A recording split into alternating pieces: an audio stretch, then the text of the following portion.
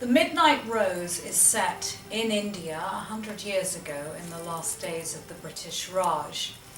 And just after I'd finished the first draft, my mother found a photo album which she handed to me, which was about the family that I didn't really know about, who actually lived in India.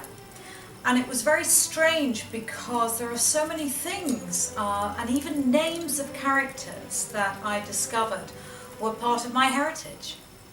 I discovered that my great-grandfather, Donald, was actually born in India and then went off to fight in the war in 1914 in France, just as the character in my book does. I also saw a photo of a middle-aged woman called Maud, and Donald's daughter I discovered was called Daisy, just as she is in the story.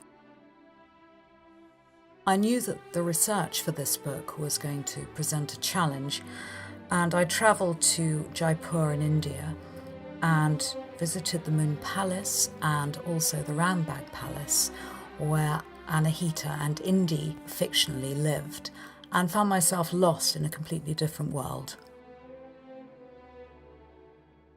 What makes Anahita such a special heroine for me is that she has a sixth sense and she totally trusts to it and believes it.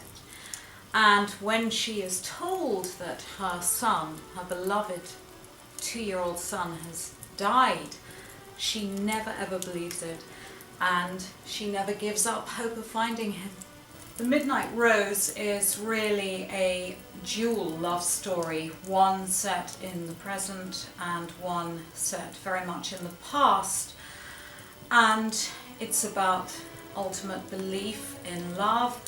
But I think also it talks about the way that we've all changed as a world and what we will accept now that we wouldn't accept then.